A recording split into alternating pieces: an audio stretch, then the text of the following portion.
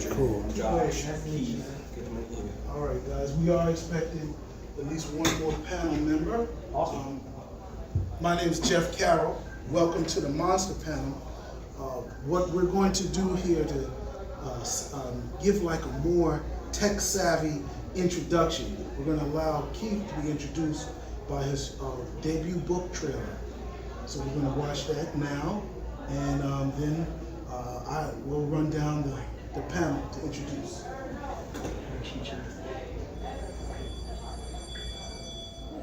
Husband. Where is my husband? Keith, wait.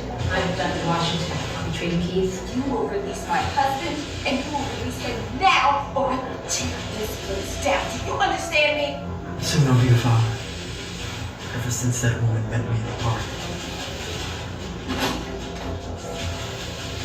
My life has been a nightmare. I've seen things.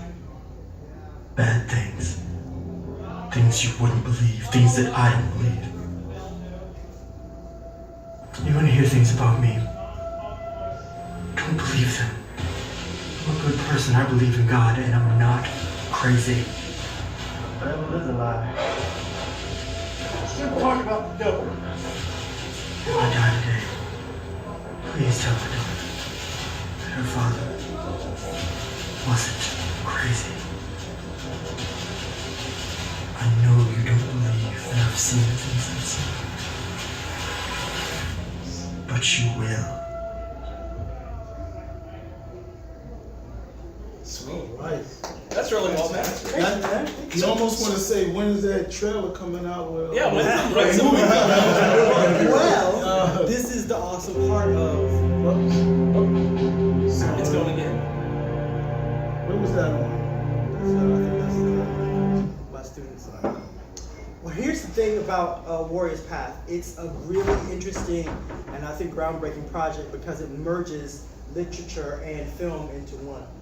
So as you read the book, you'll go through the book and you'll see a hyperlink, wherein you'll click on the hyperlink or copy the hyperlink into your web browser, and that particular scene from the book is brought up in film format.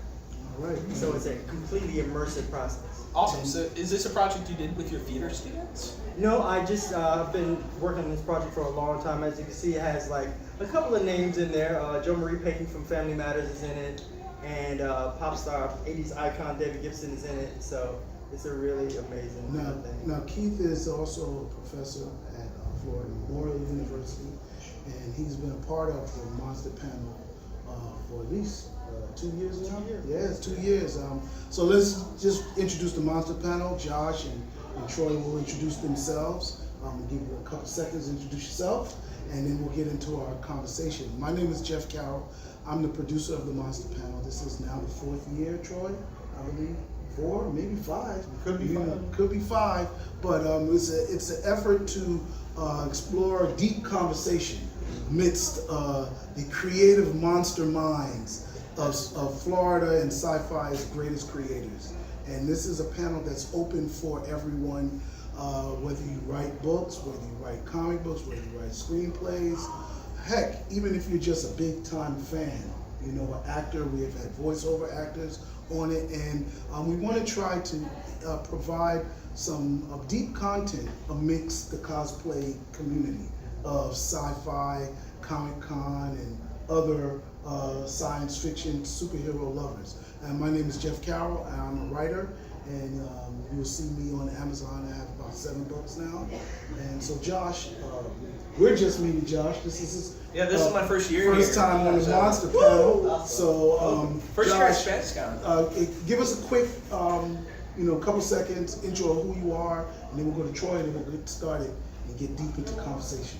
Okay, short version of who I am is I'm a teacher. A lot of us are actually teachers, wow. which is pretty awesome. But are you a teacher? I do.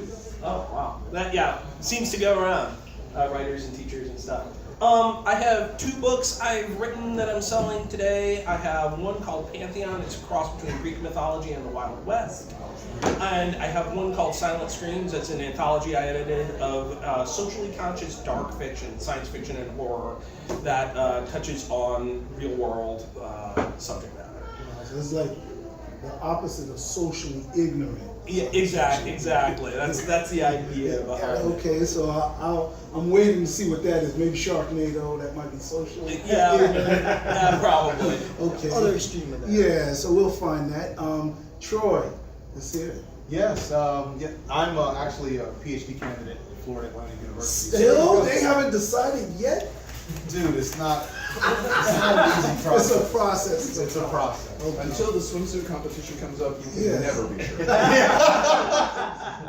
But I'm a geologist, hydrologist in the world of today. That's deep. I make sci-fi films. My company is Younger Got Film Books. You may have heard of me.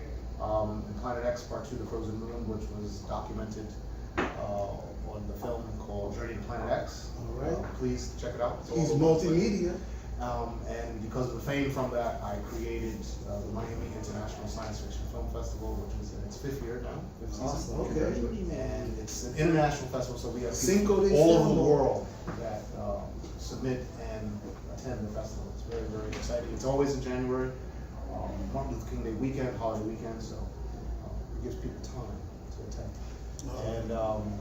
And I enjoy this, so I'm kind of thrusted into this wonderful opportunity. I totally appreciate it. It's a lot of fun. I love science fiction. I'm into hard sci-fi.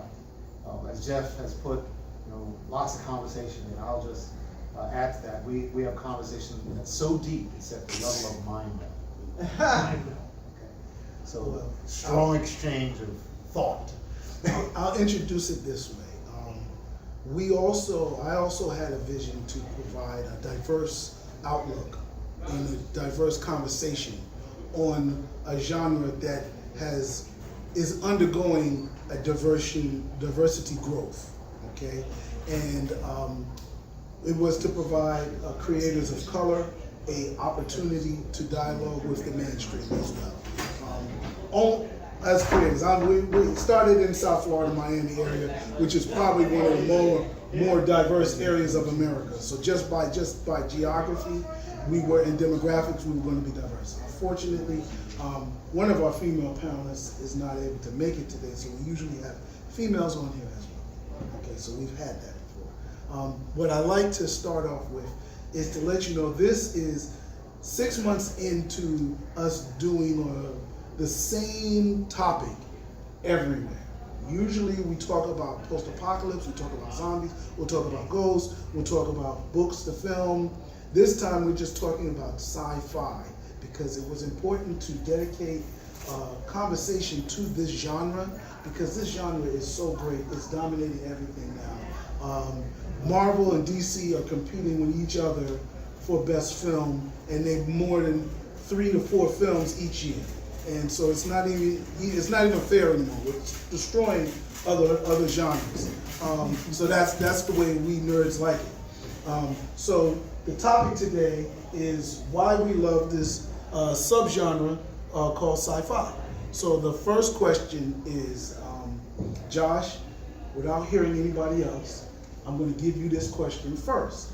How do you define sci-fi? Now, I gave you a little clue. There's a little grid on there of all the subgenres, and people might think it, but yeah, we're all educators, so we will all bring a different answer. So I'll take you, Troy, I'll go, and then Keith.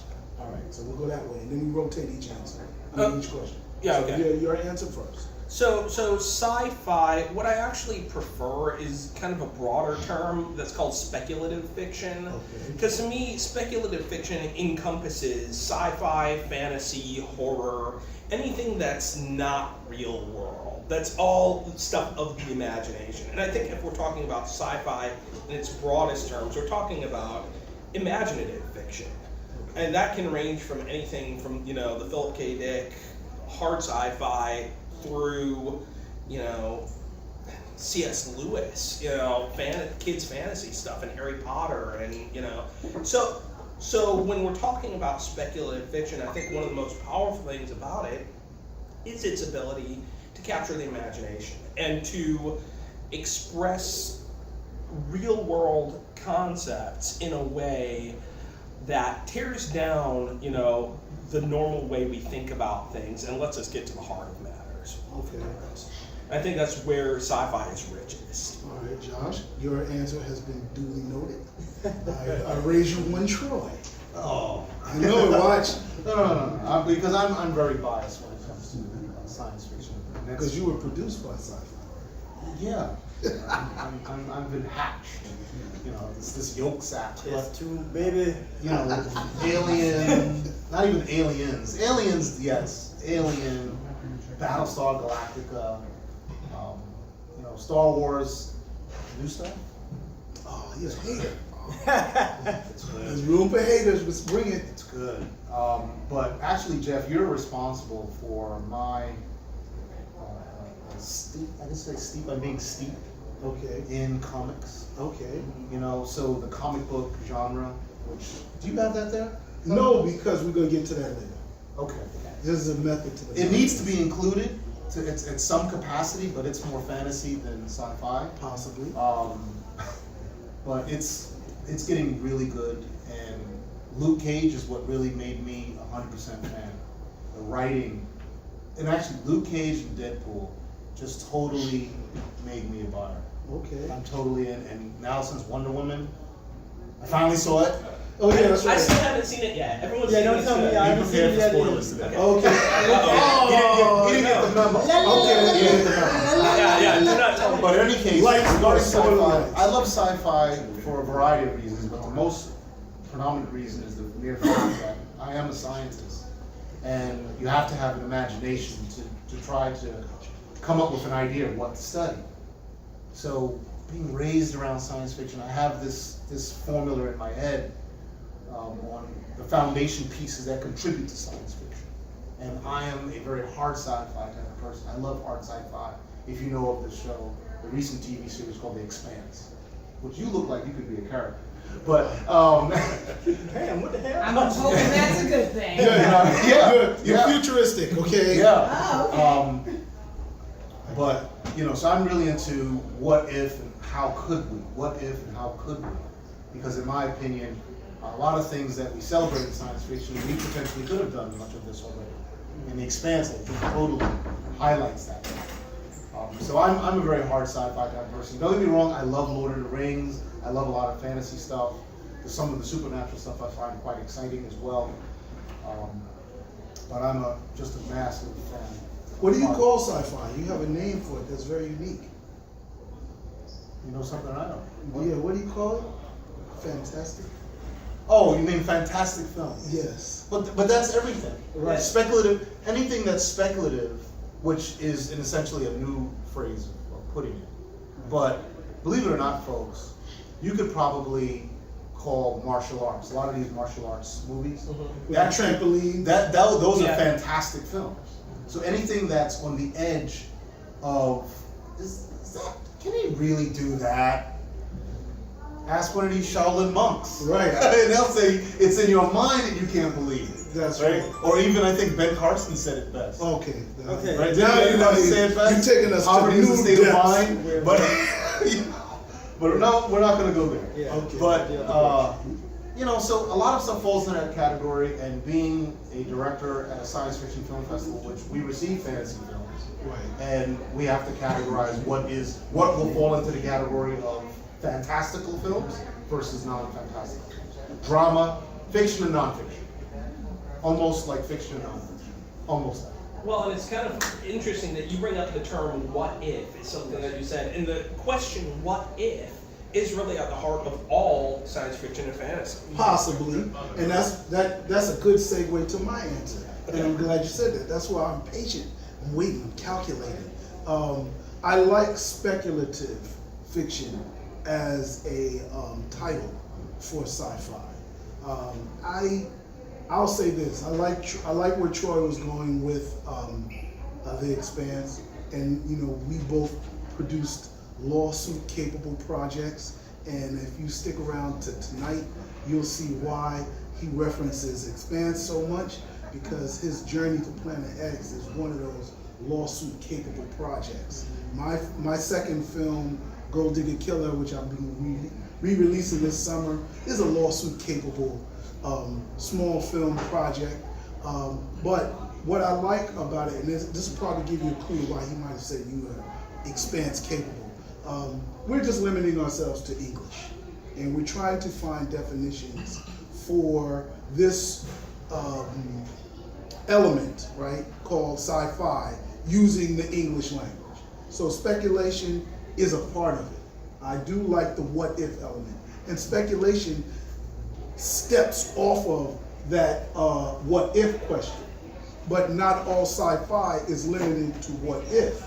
Okay, there's other elements that are, and even the science part of it is important, because you can ask a what if without science, and so therefore that's not fully all inclusive. However, with me, I almost like I do a presentation called Black Dreams Matter. It's a splinter off of Black Lives Matter, but I talk about the diversity of futuristic thinking, diversity of imagination. Stepping off of Tupac, who said, I don't like myself, so anytime I feel like killing myself, I'm gonna take you first. And that explains a lot of the urban violence, and having worked with urban youth, a lot of them don't have vision. So go biblical, the Bible says in Psalms 118, I can't remember which exactly was, people without vision will perish. So there's an element of sci-fi that I like that is visionary, and that doesn't always step off of hard science. I think the most universal science in science fiction is social science, because that is the one that shows us how we will relate. How do we fit in? We even impose humanistic qualities on dragons and cats and other elements, rocks, whatever your story is about, you're imposing those humanistic qualities on it. So you're humanizing it so that way it can be relatable to us. And so that is social science. So I think there's a broader definition than science fiction or even speculative fiction that I haven't been able to create yet. And maybe they're not even fantastic. Maybe they're just boring, but they're still within this genre. Now, if I was to stem on it, I'll accept this, because this is a language. It is a language of categories that people understand and interpret. So not to get them confused, I'll allow my works to be categorized.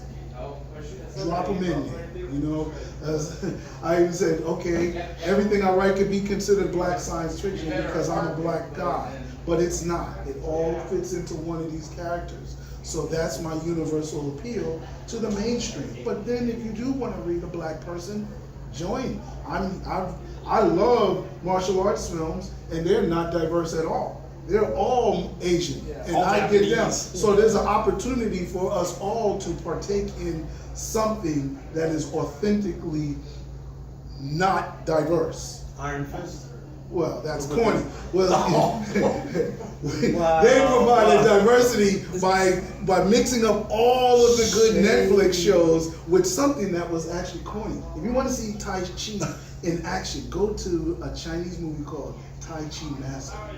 That is good Tai Chi, and it is a dangerous and lethal martial art. But I talk a lot, so Keith, you close it out, and then we'll go to the next question, or anybody that wants to review or ask a further question. I think science fiction is our generation's Western. I think science fiction, even going further back, science fiction is our generation's Shakespearean play. Historically, we've always, as a culture of people, as a species, we've always found a way to tell our stories, the human stories, in a uniquely different way. Going from Greek tragedies into Shakespeare, into Greek mythology, to the Western culture's Western, now it's science fiction. So we've always found a different way to tell humanistic stories. Science fiction, in this particular case, slants us forward. It slants us into, I love Black Mirror. Black Mirror is such an amazing anthology series I because, haven't seen it yet. bro, you sleeping. I haven't Spoilers. seen American Yes. Gods yet, so You are there's a lot. But Black Mirror has such a dark, gritty connotation. Yeah, to it's it. really unpleasant. Yeah, but really it's smart. unpleasant. But it says something about us as a people. It says something using this convention of science fiction, and that's essentially what science fiction is. It's a mirror for us in a very different way. Flashing forward, it's a mirror for us. Okay, that takes us to the next question.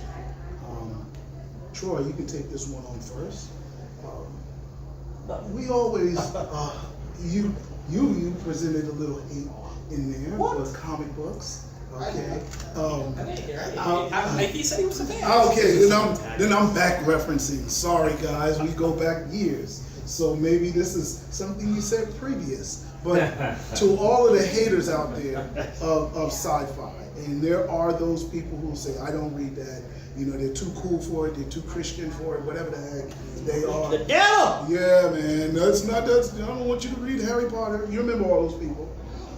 They're the real spells. Those are real spells. So, Accio. why do you, and I want you to speculate, and give me your answer as to why do you feel people, which is a shrinking population now, don't like sci-fi? To be nice and fair. Oh, Be a centrist. No, don't be this fair. Don't be is this nice. is the intellectual. Come on out, nice. the Neil deGrasse, Come on, man. the Come Bill on, Nye. No, but I'm gonna be truthful. Yes. But I think a lot of it comes down to some folks don't believe that some of the things are even possible. It's fake science, They think it's fake. fake facts. They Alternative. Alternative, yes. Yes. The world cannot be more than 6,000 years old. Right, it is flat, right? It's flat. Yeah. Have you been on a plane before? But, so that immediately just, they may have never been introduced.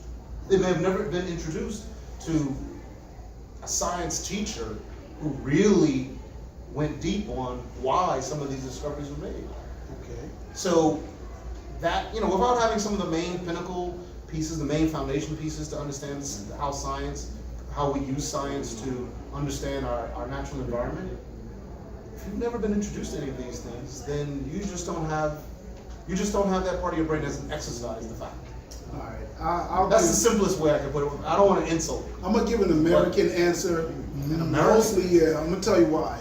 Mostly because I'm writing a post-apocalyptic series this summer. My book, The Harlem Shake, has been awarded by me and my publishing company the opportunity to be expanded to a 8-book series. So I've been thinking a lot about the future, and I think in an America's defense, right, hey Brian, we are bogged down with too much present day drama to think about the future. Okay, not me per se, because I can handle multitask. But some people have gotten behind so many pressures. Everybody wants to be rich. Everybody's not satisfied. There's high blood pressure, there's stress, and people have mattresses, they have food, they can get up and get a car, they all have cell phones, but yet they still feel poor. And we're working ourselves to the point where we want to see our children, but then we want to have a good, comfortable retirement, so we send our children off to private school. We work 12 hours a day. All of that is, to me, why people never sit down and just allow themselves to speculate. I am guilty. I can count probably on one hand, outside of school science books, the books that I read that were fiction up until I was about 29 or 30 years old. And I read nothing but How to Get Rich, Black history, social political books, biographies. There was no speculation in them. All of that was fact, because I needed to figure out how to survive this world. And a lot of the people that I talk to about my books, even in my own family, though they're doing the same thing. They feel it's a waste of time. Why are you doing that? And that's part of why I'm writing a post-apocalyptic book, to show them that we are approaching, just like we were approaching this sci-fi world that we're living in now, we may be approaching an apocalyptic event, whether it is a natural disaster, whether it is an economic disaster, whether it is a human war. These things are very real. And so I'm not a survivalist yet. I buy an extra can of food, just that's it, right? But my mother used to have a whole fallout shelter in the basement, and I think I was traumatized by saying, "How old are these beets?" But I do think we need to do more of that, and I think that's part of the reason why. Keith, and then Brad, you're the last one, and then we'll start off. Oh, I get the next question first. I think a lot of folks think science fiction is boring. That's your story. Okay, Mitch, wait. No, your trailer was good. No, maybe it is. Maybe it is. A lot of folks, I mean, honestly, for folks outside this room, for somebody to look at Virtual folks. Star Trek, the original series, they would look at it and go, "Oh, I don't get it." That's the first thing you hear. I don't get it. This is boring. Why isn't there any comedy? Why isn't there any action? And this is just the common concepts of why. They must not have seen Kirk. You know, oh, he's a bad actor. Drop kicks somebody every other episode. What is that porn music on? Why is why is it playing? Why is fighting? You know, all this concept. You know, it's the concept of someone as a filmmaker. There's really simple concepts that we have to incorporate into our films. If you don't catch somebody in the first 3 minutes, you're pretty much done. Science fiction does not facilitate microwave behavior. It's a slow burn every time. It's not a situation where you're just gonna pop it in to the microwave and get a meal. This isn't McDonald's. Science fiction has never been McDonald's. It's always been a full course meal. Sci-Fi Channel has those little. I don't know. We talk about like rock Sharknado ears. and stuff like that in those- the broadest terms. Yeah, they may satisfy You that. can pop on any anime or anything. But that's your answer. Yeah, I'm that's- not going to step on it.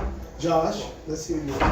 Okay, I would say the most diplomatic way I can say about Don't be diplomatic. about why some people don't like science fiction. It's as simple as different strokes for different folks to a certain degree. You know, I don't read a lot of modern romances. That's not my thing. Surprise, surprise. But my grandma eats that stuff up. Yeah. Whereas she doesn't read a lot of science fiction, and I do. So, you know, there's a certain degree to which different people just like different things, and that's part of, you know, being a group of lots of different people. I might not have everybody's answer, but I would say I don't like that answer. I feel that sci-fi is at the top of the intellectual platform, you know, and it's a goal. It feels like patting ourselves on the back to be I like, don't have- oh, I don't have any- sci-fi, I don't have any which problem with is the that. greatest I thing. think- Yeah, Troy, go ahead. but if you remember, folks, I also neglected to mention, I have an internet radio show called Tribbles and Trilobites. And I've been really lucky to get amazing actors and producers on the show. If you know David Jarrell, anybody know David Jarrell? He came on the show. David Jarrell wrote the story Trouble with Tribbles. It's one of Star Trek's best episodes. He was on the show. You were on the show as well. But you two guys are on the top of all my shows. See, I'm telling you. The most listens. But in any case, if you remember George Gonzalez, there's a guy he's an author, George Gonzalez. He's faculty at the University of Miami, and his big thing is Star Trek. He writes about Star Trek. He's got all of these novel stories that analyze Star Trek economy, the politics. Actually, if you want to look for me on Facebook, it's me with one of his books, and it's called The Politics of Star Trek. And that's my Facebook page. It's gonna be there just for a few more weeks, and then I'm switching to something that's even more cool. But George Gonzalez stated that science fiction, in particular, his thing is claimed to Star Trek, which he says is the pinnacle, the original series, is the pinnacle of science fiction on television. And he says the reason why is because it allows us, Star Trek, allows us to look at ourselves. We're able to judge ourselves. We're able to analyze ourselves. What? Yeah, and that is the only, he claims, it's the only mechanism we have that does this. Nobody else does it. And that's why there's so much noise and hoopla, in the fan world about what's coming with the new Star Trek series. Or every time there's a new Star Trek film, it takes away from the original premise. Which, if those guys make garbage, the first season, second season would have never have been around. Because people actually wrote to the studios and said, look, you need to do something. You know, they didn't have email. Someone had to sit down and spend an hour of their time instead of taking 10 minutes and writing some long brief of their disgust of the removal of the series. So it has to be at least fitting to the human psyche. It has to be delivering a message that is not just good or bad, but is true. Remember, good, bad, true doesn't follow what's good or bad. It just follows what's true about us. So that's the way I see science fiction, how it should be. Of course, what you have highlighted, science fiction falls into many, many different categories, which is okay. But in it should, if you really want to communicate a message, really want to send a message, it needs to have that component in it so that it fulfills its real identity. Okay. I was, and I'll let you go. Go ahead and go to the next question. I agree with you. I think you expanded on my answer in a little bit. Part of why I say that, and I'm really hard on anti-intellectualness. I know we live in a society now where we're plagued by the lack of intellectual thinking, but thinking in itself is intellectual. And I think that is humanly important. And I think the genre that uses up the most brain RAM, if we'll combine that category, is sci-fi. And I think there's nothing wrong with romance. There's nothing wrong with other forms, because even human intimacy can be a expansion. You can think about that. That can be intellectualized. But I think that's the reason why I say that, because I can see sci-fi being involved in everything. I think thinking about the future is important. I think speculating about it, learning about it, all those things I see. We include alternate history. That is important. That is the what if it didn't, and those are so important. Now, maybe not only think like that, but it's like everybody should know a little bit about politics. That's they're saying, I don't get into politics. Who are you? I'm tired of carrying your governance weight. You have a vote, learn, and use it. Stop letting other people decide for you. So that's what I think about sci-fi. Join the conversation. We're working to build the future. Things are happening and you're not involved in it. Maybe at 16, you can use that excuse because you're still catching up on what has happened.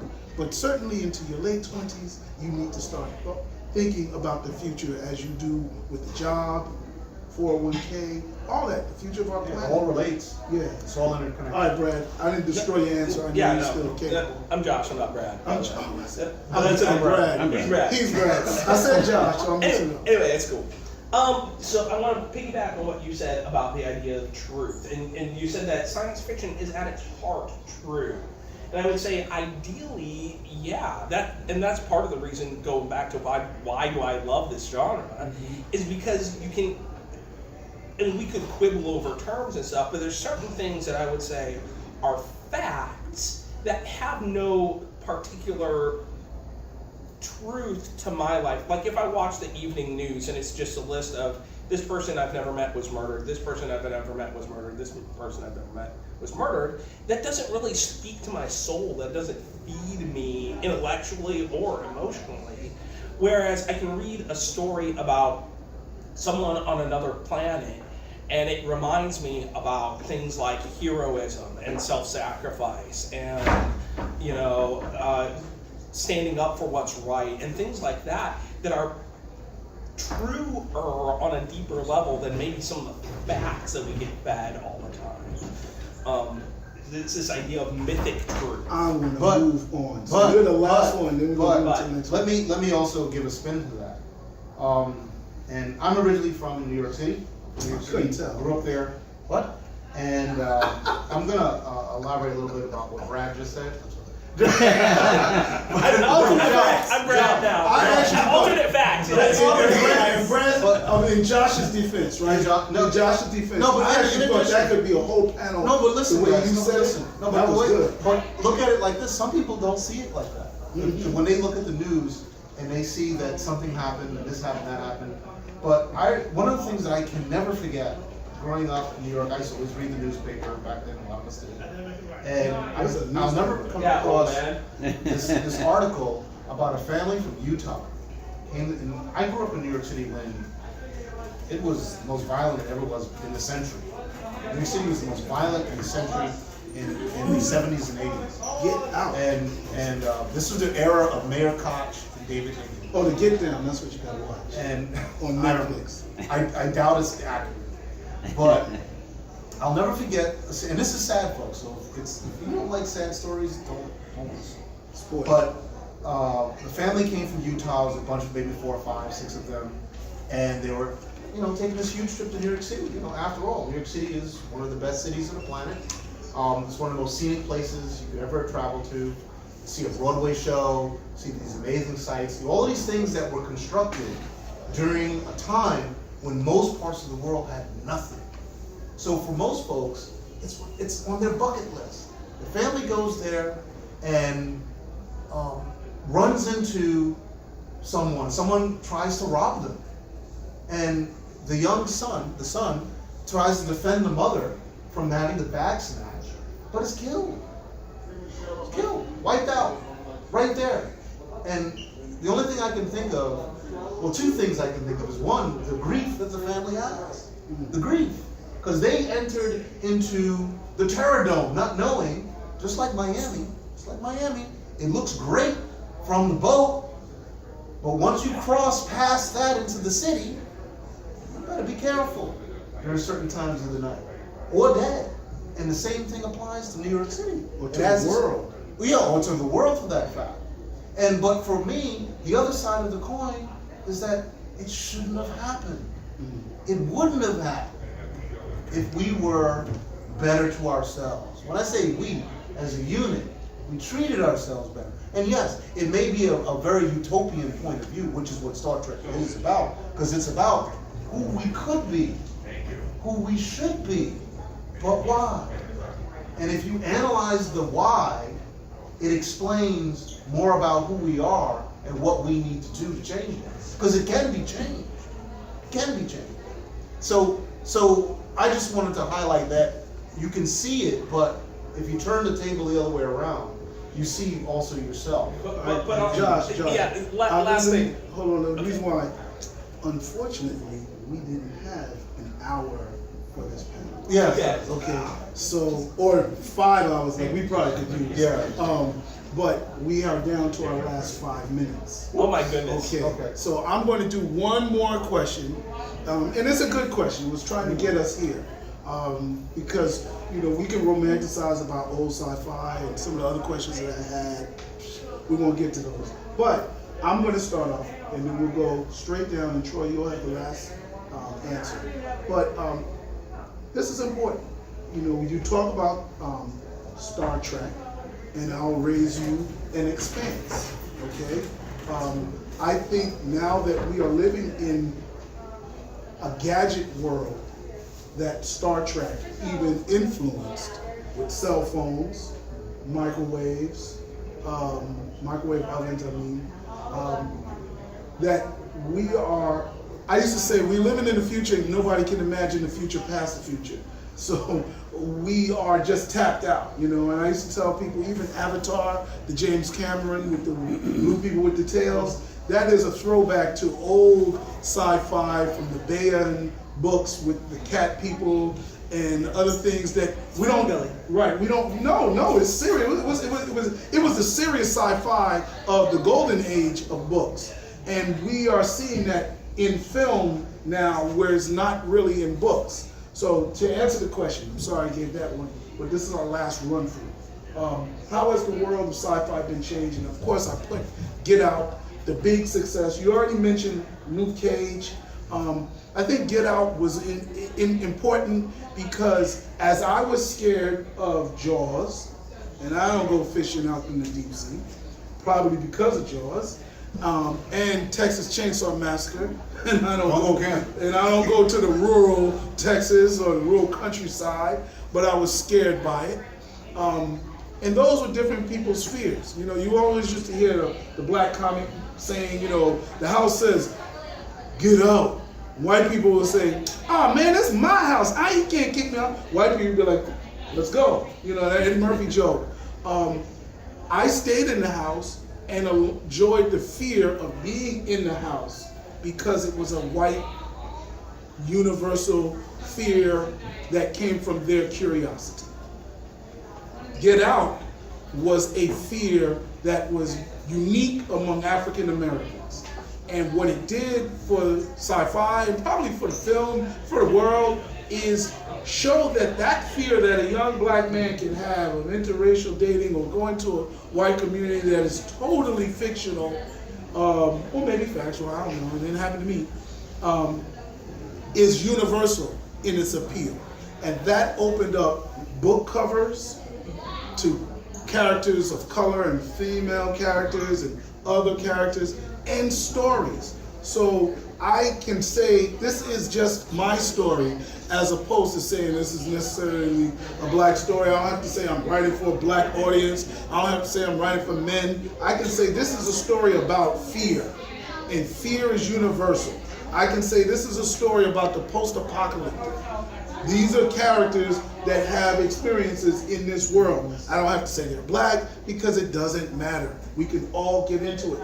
And I've always said that. I used to love Kung Fu movies, and they don't have no black people, they don't have no white people, they don't have nobody in there but Chinese people and diversity in them. And I love them all the same. We've been saying that, but I think Get Out really proved it. Keith, you'll go. So the question is, How has the world of sci-fi been changed? Not necessarily by Get Out, but just in general. how has the world of sci-fi been changed? And your last answer, quick. Changes with my book, The Warrior's Path Alpha, that's on pre-sale today. Incorporating both literature and film into one. Okay. I'm giving t-shirts away with a pre-order today, so that's kind of cool. That's how That changes He sci-fi ends it altogether. with a commercial. Game That's changer. beautiful. That's what I got to do. Game changer, baby. If there was ever a low sci-fi, no sci-fi. Go ahead. I would say that sci-fi really, and we've seen it really in the past decade, that it's changed in gaining much wider social prominence. You know, we're no longer just the geeks and nerds, and you see it everywhere. You can't go to Walmart without seeing sci-fi stuff. And that's, I think we're living maybe in a new golden age for the genre, for fantastic fiction, where it's everywhere. And I think that's awesome. All right. Yeah, and I can only add to that, the trend, a lot of the sci-fi today is following trends. So in topics, so very common topics. And as far as Get Out, if we see more films like this, we're gonna have what I call a divergence. Because this, which it's kind of, it's sci-fi, but I categorize this as lo-fi. So it's Yeah, low it's not budget. hard science It's fiction. it's low budget science fiction, which is a lot of the films. Low a lot budget of or low on concept? well, low on concept, Okay. which is also low budget. So instead of there being $100 million spent in production, Special effects. yeah, they'll spend $10 million, make a great movie because it's got a great story, has a couple of effects in it, and it's got a level of diversity that keeps everybody, in tune. And it's got this amazing story. Typically, it'll have a writer that people have been waiting to see what they have coming out, and that's why we have Get Out, and it's performing. It's outperformed everything that's ever been made. Period. Well, partially because people are curious about Jordan Peele, and they're like, a Yeah. comedian making Yeah. a horror movie. But Yeah. the movie is bigger than him. Yeah. People didn't even know. They didn't even watch. What was Yeah. it? The substitute teacher, Jake Quillen. They didn't even. Yeah. So people are now being introduced to him through this, but the core audience was there. Again, this is the Monster Panel. My name is Jeff Carroll. This is Keith Wade, Josh, Strnad. and Troy Brenier. Troy Brenier. I thank you for taking part in this intellectual ride of the greatest literary genre of all. We thank the Southwest Florida Spcecon. This is the inaugural one. I know I would like to present another monster panel here. I feel like we could do this all day. Yeah, so if you really enjoyed this panel, continue this discussion tell tonight. them, yes. At 7:30 at Geek is the New Chic. I Yes. will be hosting a panel. And Troy has one too. It's going to be amazing. We're going to really get into it as well. Tonight at 7:30. And Troy. Tonight we have some science fiction films that we're bringing, that we brought here for you. You'll really enjoy them. High action, local Florida filmmaking. And Josh, you're on another panel. Yeah, I'm on the. Gosh, I don't know what time. I don't even have a schedule. He's It's at on another noonish. panel. It's like for writers and people who are interested in writing. Well, see us all in the exhibit hall. Yes, Thank you very much. Wonderful. All right. Thank you so much. This was a blast. Yeah, it was good. It's just the tip of the iceberg. Yeah, I could sit in here all morning. Especially with Troy, who's wearing a low budget shirt. Oh, thank you, Miss Futuristic. All right. They really wanted like